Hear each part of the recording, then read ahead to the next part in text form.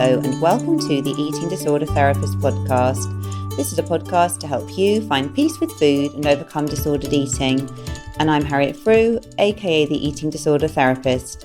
And I'm so excited to share with you all kinds of stories, tips, information and guest interviews to help you on your journey in finding peace with food. So thank you so much for listening today. Now today I'm talking to Eva, who is an artist, intersectional feminist and a Parisian working mother of 3 teenagers. Eva is 41 years old and has been struggling with bulimia for 23 years, for most of her adult life. She's tried every possible method to seek recovery, from science-based approaches to the more obscure, but remained very stuck for a long time in destructive cycles of bulimia. However, around 18 months ago, Eva discovered some coaching tools, mainly inspired by CBT, Cognitive Behavioural Therapy, plus adding in her own somatic tools in the recovery process. And this has subsequently led her to a breakthrough in her own recovery. So in experiencing this breakthrough, she began to understand that the discomfort experienced during the urges to binge and purge were natural body signals and sensations, and previously it had felt fatal and almost catastrophic to allow herself to experience these.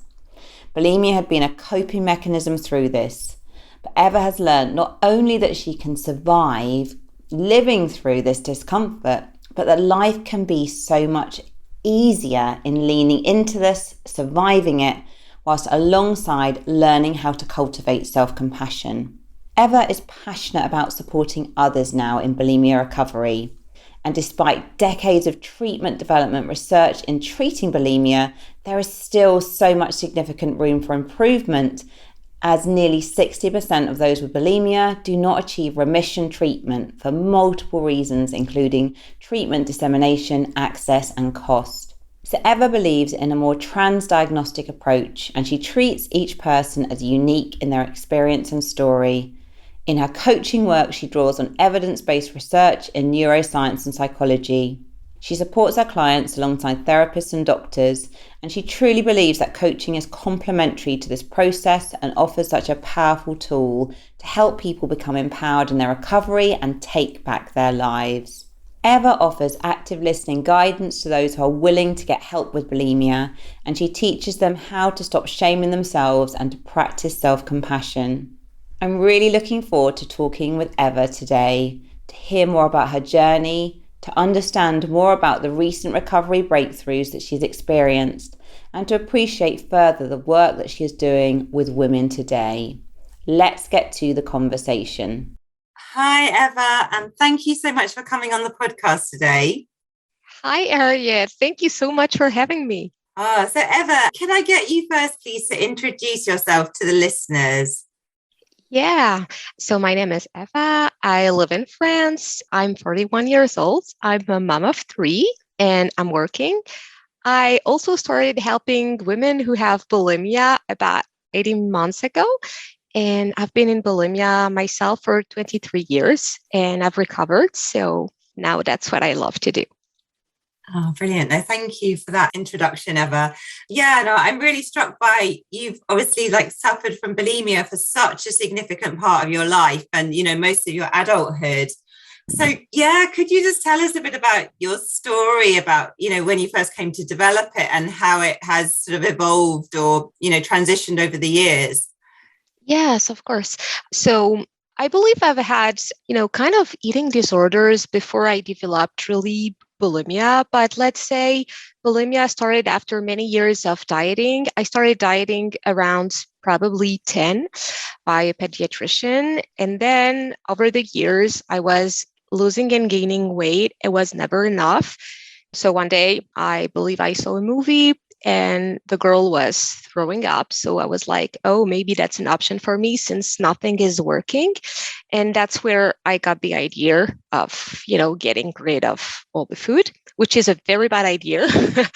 And so it stayed with me for the 23 years. Obviously, I tried many times. First of all, I was really ashamed of myself, of not being capable, of eating kind of normally and keeping my weight low as expected by my family and society. And so I was keeping it to myself until I decided to talk to doctors and to therapists and to try many different things, but nothing really worked with me. So, I mean, I improved some things over the years, but I never got rid of the binging and purging parts until 18, about like maybe 18 months ago. Yeah. Well, it's incredibly inspiring, I think, to hear that, obviously you struggled with food issues for such a long time. And like, I just really feel for you being put on a diet at the age of 10, and how damaging, that must have been for your relationship with food. But I think it's incredible to hear that, after living with sort of almost chronic bulimia for so many years, that you have been able to come out the other side. I think it's just so hopeful and inspiring for people to hear that.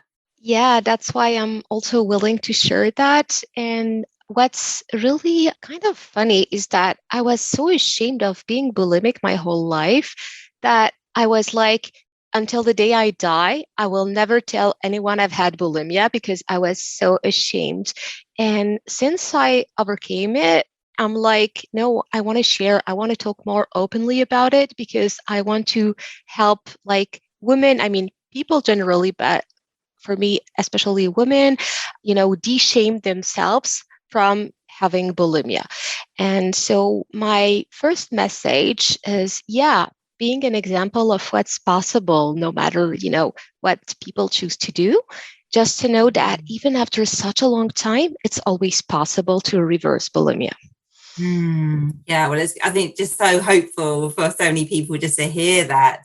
So Eva, could you say, like, I know you sort of tried so many different things on this journey, from sort of scientific based treatments to sort of, slightly more kind of weird and out there treatments. So could you tell us a bit about that journey and maybe what things particularly were helpful for you, even if they didn't bring about the actual full recovery and change?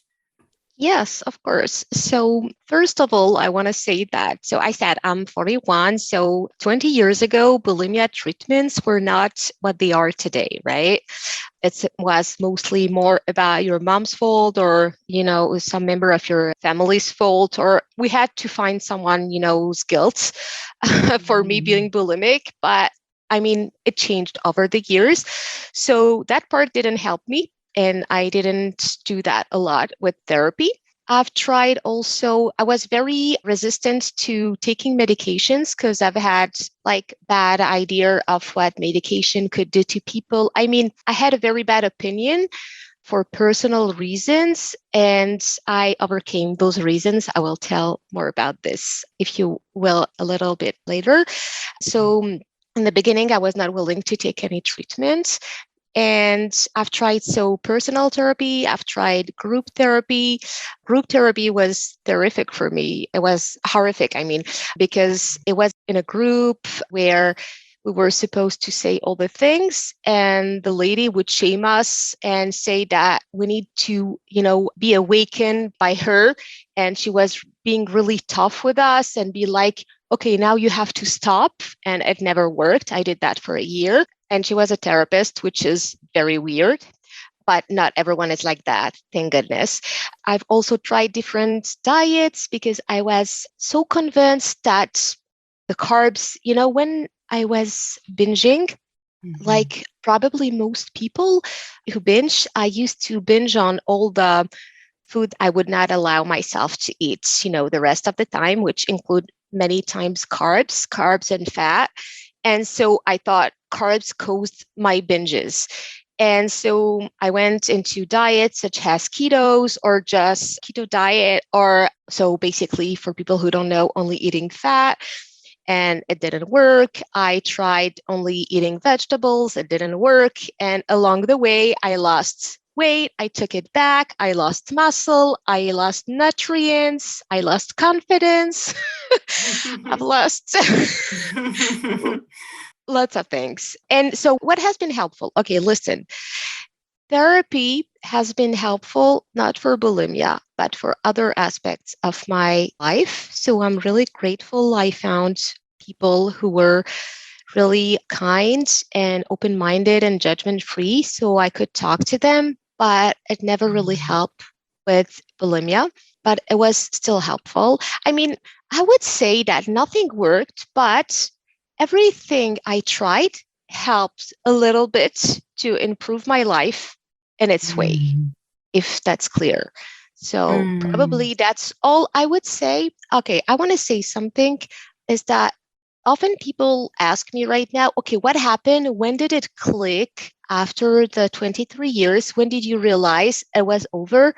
And I want to tell something, and I want people to know that there's not one specific thing. I believe we all have our journeys, right? And I believe it's the 23 years I've been spending probably healing myself that allowed me to eventually understand something, you know, 18 months ago. I wouldn't say that something clicked all of a sudden with a magic formula. That doesn't work that way, you know. Yeah, I think we often wish, don't we, that there was a magic formula.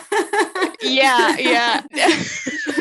Yeah, but it sounds like, I guess, although all those different treatments and different things that you tried and your own personal development, nothing, was the solution or the magic bullet, was it? But I guess you were sort of shifting along the road, weren't you, of becoming probably more self-aware and understanding yourself. And, you were on that journey, weren't you? So almost like, it's interesting. It happened 18 months ago that you were able to perhaps almost take a leap to another stage of recovery. But I guess there was so much preparation work, wasn't there, going on before that? It wasn't like it happened out of nowhere. Yeah, absolutely. It's exactly what happened. That's what I believe. In the beginning, I was like, no, this is what I'm doing currently that's helping me. And I was like, no, actually, it's what I've done during the past, decades that have, helped me come to this point where I could, bring this awareness and be capable of cultivating self-compassion and be willing to face some of my feelings, right? Yeah. Sure. So before we get on to sort of talking a bit more about some of that, I'm just wondering about the sort of nutritional side and like the kind of regular eating, getting your body physiology in a much more stable state and like eliminating forbidden foods, that side of things. Like, did the change for you in terms of being able to make that sort of almost the leap almost into like true recovery? Was the sort of nutritional side an important component of that or not? No, for me, not at all. I mean, over the years, I have tried to implement and reintroduce all the foods I was not eating in the past.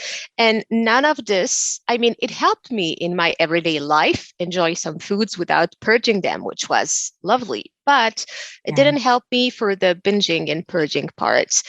I truly believe, but that's an opinion. That's not science. I have this opinion that bulimia is not about the food you eat. It's about what's going on in the brain. And I could as well have been drinking alcohol or taking drugs. I believe it's really a coping mechanism. So it has little to do with food. The food part has more to do with beliefs and habits we have built over the years. And of course, when you don't have enough nutrients, but it's not, I mean, without going into too many details, you could crave some things and it could, influence, of course, some of the cravings and binges. But for me, no, the nutritional part was not what really helped me recover. It was more about probably knowing that I wouldn't die from thinking certain thoughts and feeling certain feelings in my body. And I believe we're never taught how to feel our feelings, even if it sounds so simple. We're kind of thinking machines, but we're never settling really and breathing and trying to understand and just, let things happen in our own bodies. It sounds like for you almost actually like allowing yourself to feel those feelings, that you'd almost be like terrified of what would happen if you lent into those feelings and actually experienced them. But actually allowing yourself to do that was a really important part, was it, of the healing process, like almost being able to survive those feelings? Yeah, absolutely. I mean, feeling the feelings, for me, it's about really healing relationally with other people and with myself. I could not express an opinion. I could not take space in a room, in a conversation. I was always hiding, people pleasing. I was trying to satisfy everyone but me.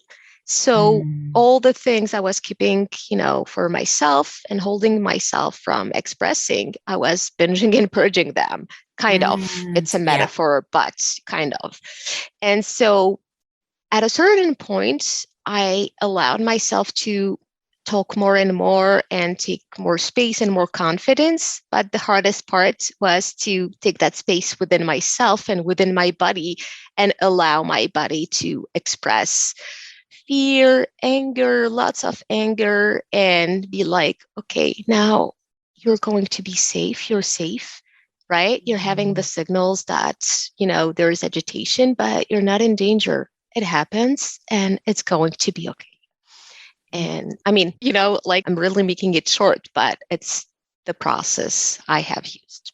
And it sounds like it started, did it, more actually perhaps being able to express feelings with others even before you were able to do that, even, more like just really tuning into yourself? I mean, I think that the two are a bit overlapping, aren't they? But I'm wondering, like, was it sort of an incremental process of just almost allowing yourself, for the first time, just to recognize maybe, oh, look, I'm pleasing in this situation. And actually, this isn't really, So did you sort of consciously set out to kind of think, okay, right, I'm going to tune in and I'm going to listen to myself a bit more? Or did it, how did that process work, I guess?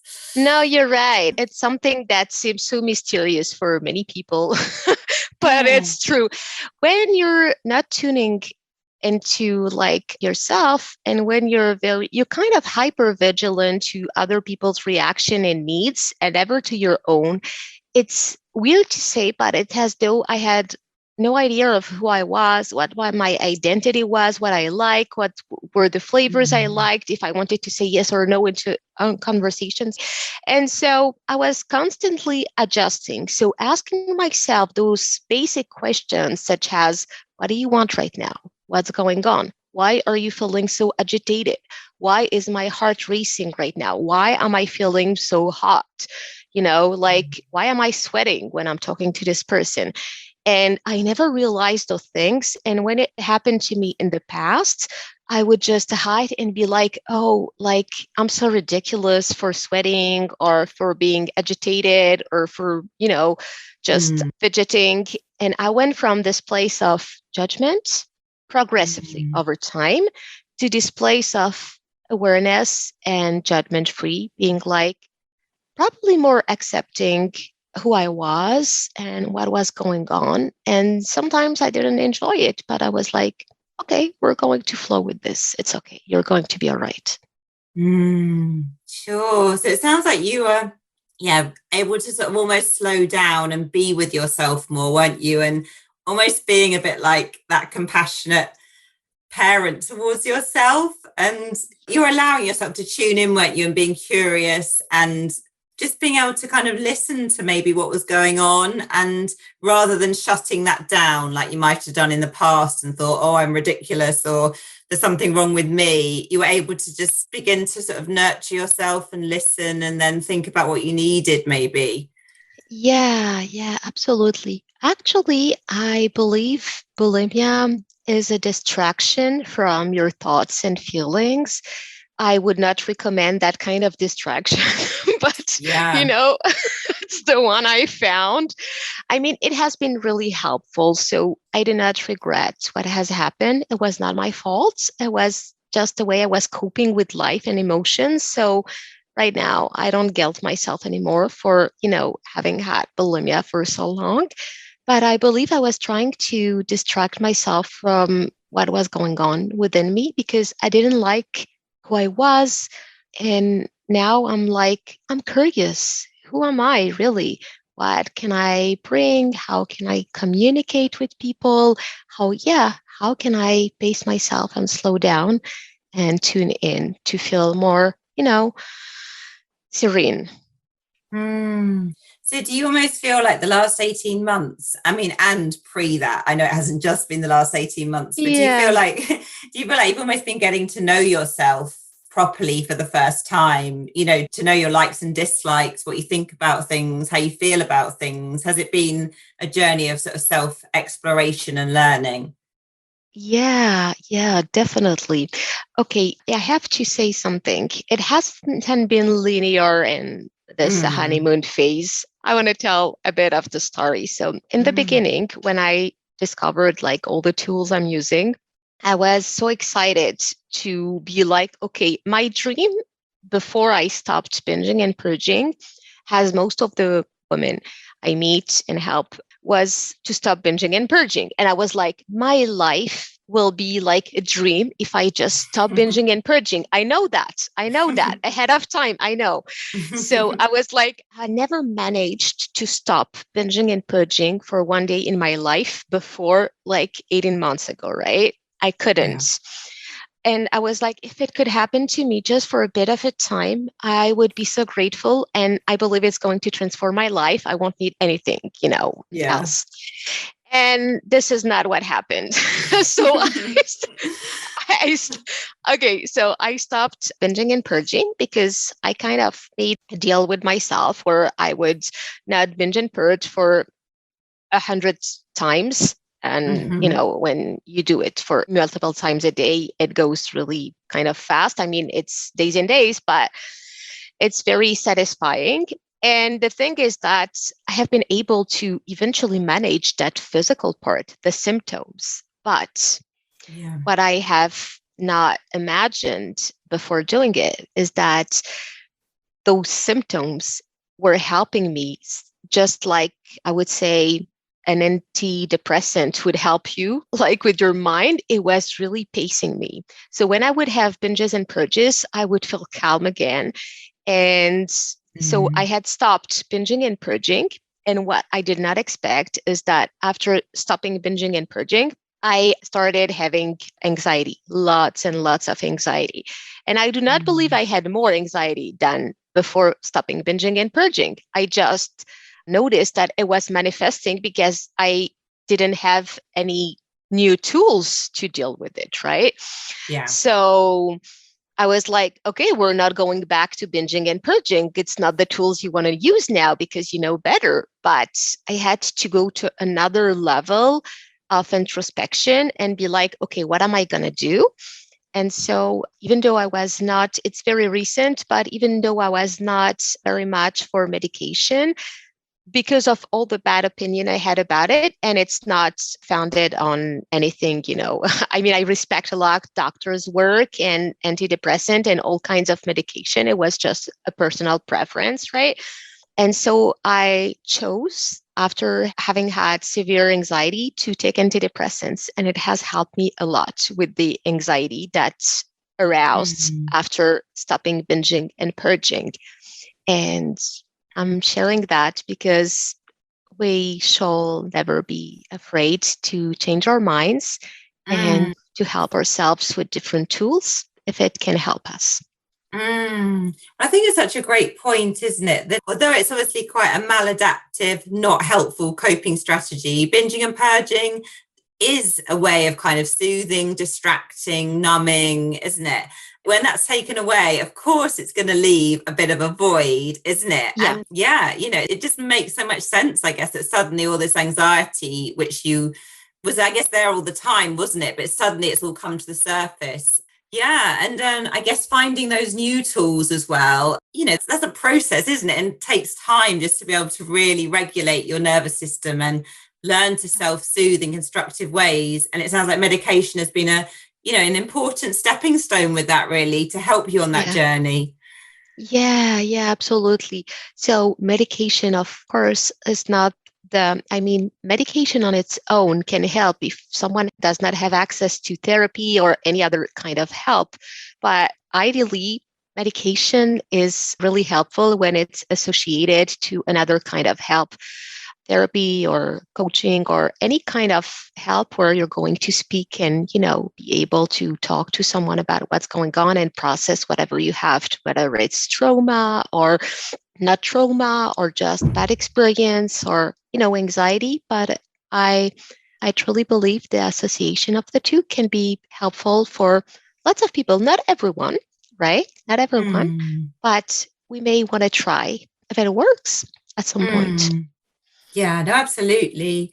And can you say a bit more about kind of some of the work you've done on sort of like, calming your nervous system and learning new ways of soothing? And because I know that's been an important part of your process, hasn't it? Yes, it has been. So in the past, I had been doing lots of yoga and meditation, and I had always been finding all these kinds of calm moments very, soothing. And so I realized when I stopped binging and purging and I made this deal I talked about with myself where I would not binge and purge no matter what. So I was basically lying on the bed and looking at the ceiling and be like, okay, this is awful, but we're getting through this and we're not going to binge and not going to purge, right?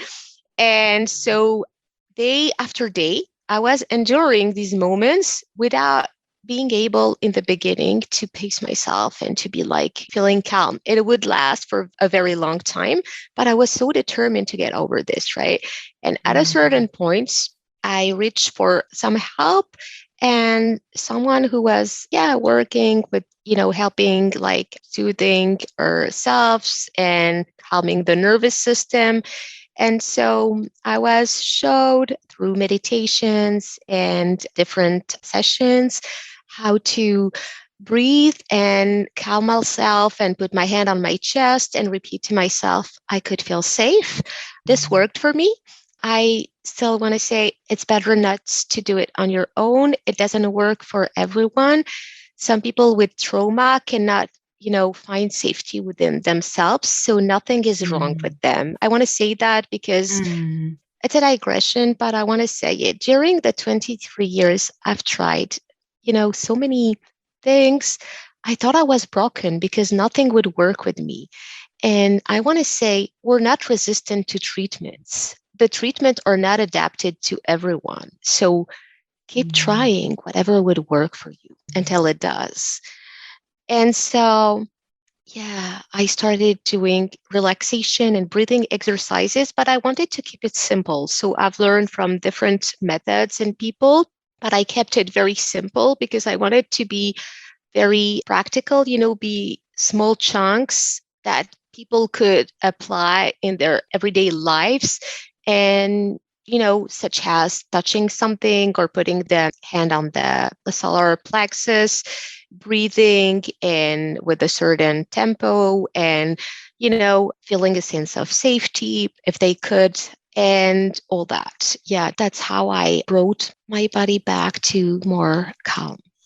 Yeah, well, thank you for sharing that. And I think it's just such an important part of the process, isn't it? Because I think when you've had bulimia or another eating disorder, your nervous system is often in a state of fight and flight quite often, isn't it? And it's very hard to access that soothing without using disordered eating behaviors. That's become the way to soothe, hasn't it? The way to try and cope.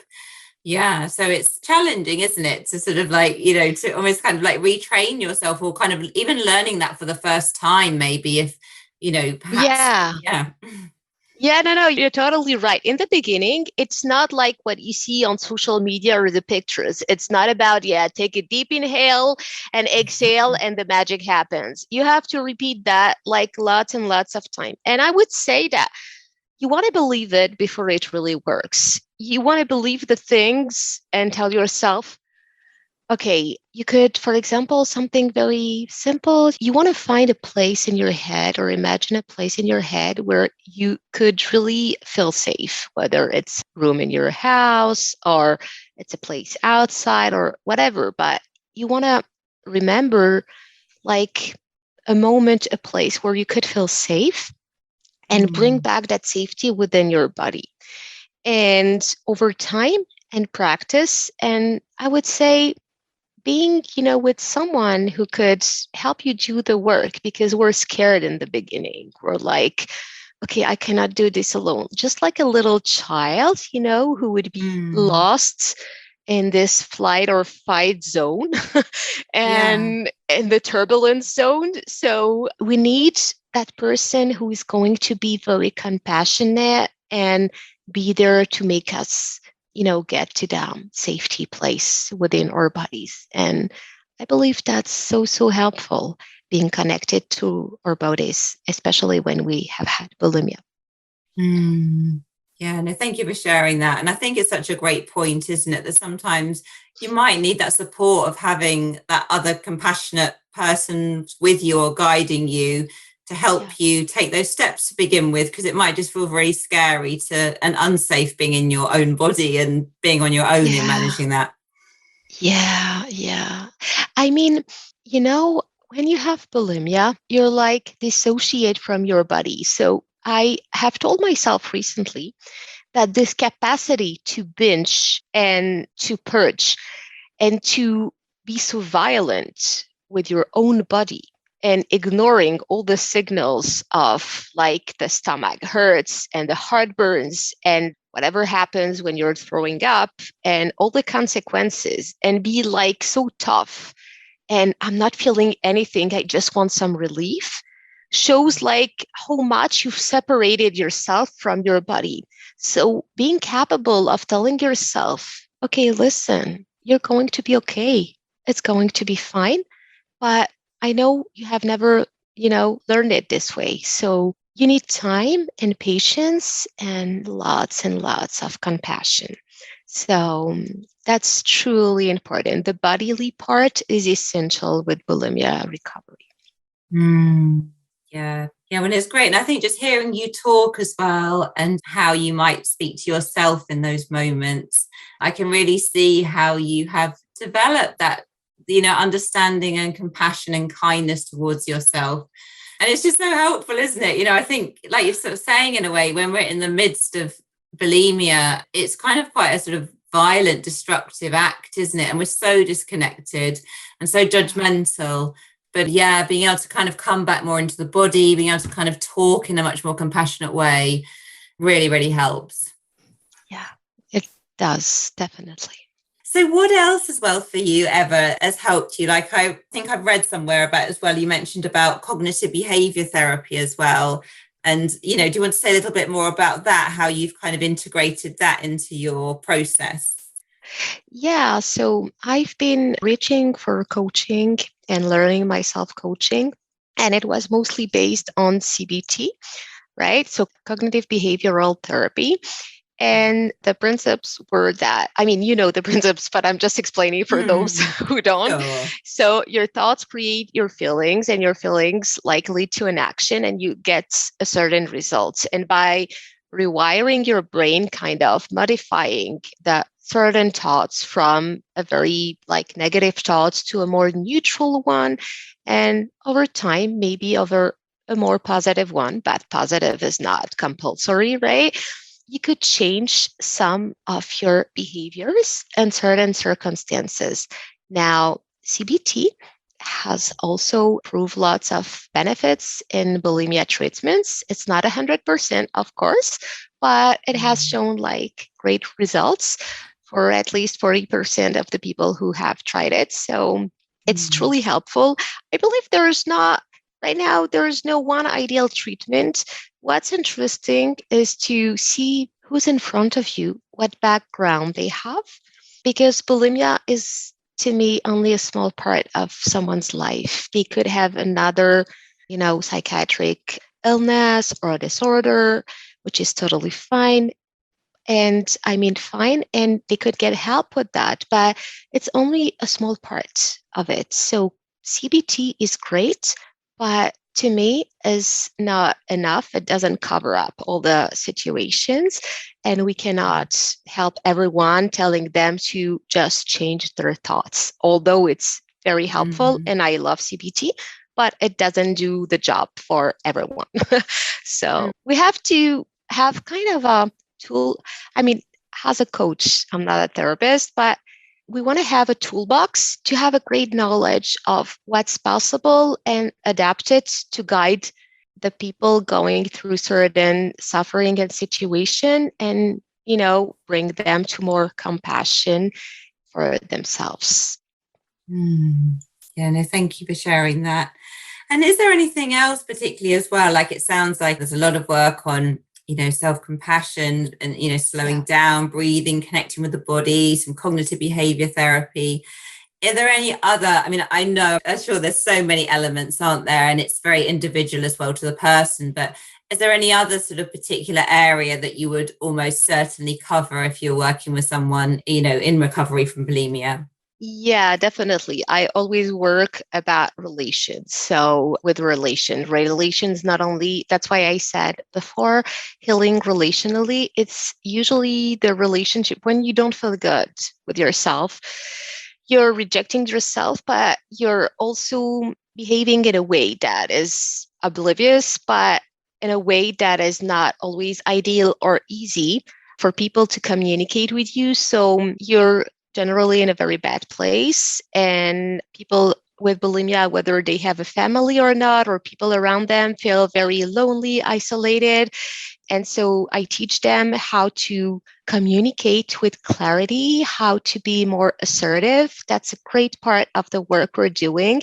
I do not focus on nutrition. I mean, people could easily reach nutritionists or dietitians if they wish, but that's not what my work is about. And I help them, in relationships, whether it's at work, at home, with their, siblings, whatever, even, like drama with the mother, father, whatever. I believe it's essential. We as humans are wired to be connected to one another. There's no such thing as living on your own and feeling confident just on your own. It's about relations. And if you have an environment where you could thrive and talk easily to people and feel the love, because usually we're loved, but we do not feel it because of the lack of communication, then, we make up all these stories in our heads and believe that our siblings or, close ones don't love us as much as we would like to, and we misinterpret what their words or behaviors. And so I truly, truly love authentic, genuine communication and to gather people again and be like, actually, you're saying the same thing, but just not the same way. Let's make it work. Oh, that's so powerful. It just makes me think this is the stuff we need to be taught in schools, isn't it? This is the stuff that's so important. I know. I wish we could teach that to everyone, actually, everyone. Yeah, and it's such a key component, isn't it? I think, just being able to communicate. And I love the way actually that you're just sort of saying there in a way that I think, often people are loved, aren't they, within a family, but it's the communication that breaks down, and then the stories we tell ourselves, the miscommunication, the way things are interpreted. And then we have these great big barriers between us. And but actually starting to build those bridges again and getting the communication going, incredibly healing. So Eva, do you actually do then as well, say if you were working with a client, might you get their parent or partner or someone along to a session as well as part of the coaching?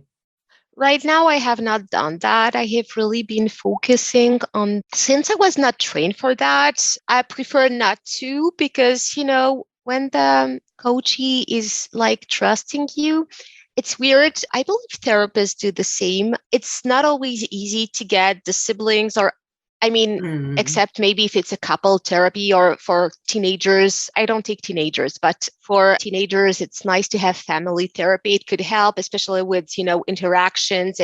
But mostly the women that I work with are around 30, 40 something, or even, beyond. And so they like their privacy. And I believe they don't even always tell their partner they're having coaching around bulimia. So this is not something I have done, but it could be a good idea if someone wants to launch something around it.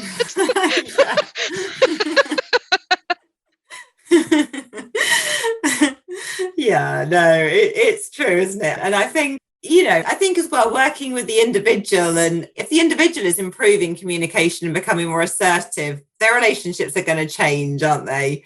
There's still so much power in that. Yeah.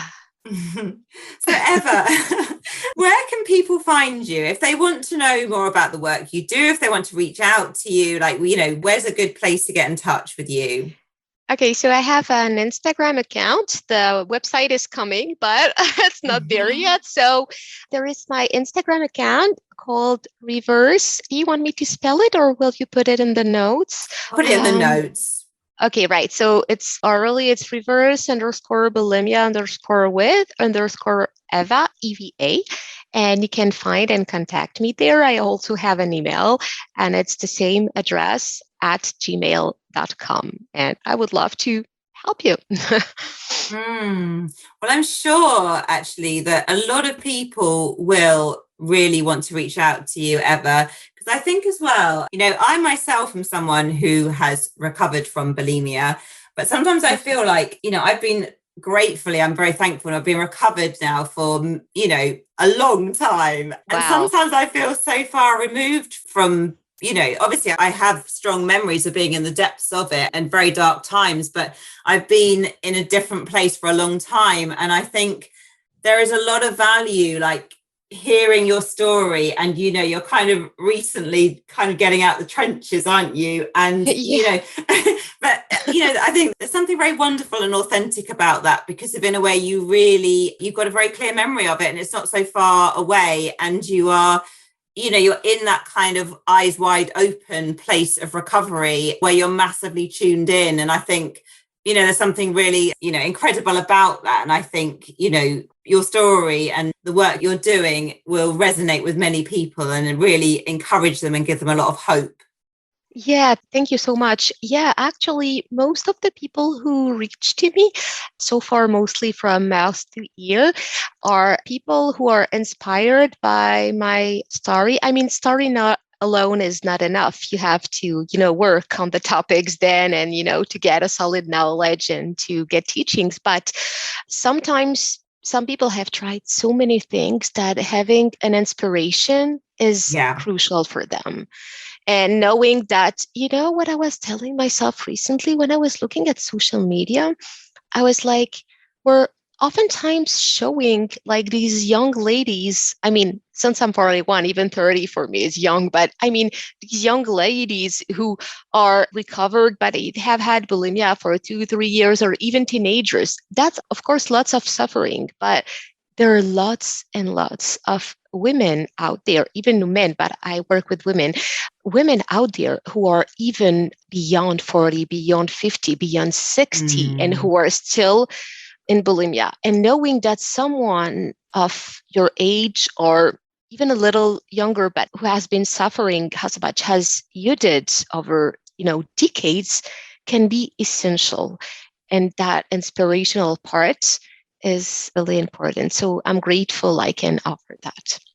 Yeah, no, well, thank you. And I know from my own journey, just believing that recovery was possible and having hope was such an important part of the process. So, I'm hugely grateful for you, coming on the podcast today, sharing your story and really instilling that message very, very powerfully. So, yeah, thank you so much.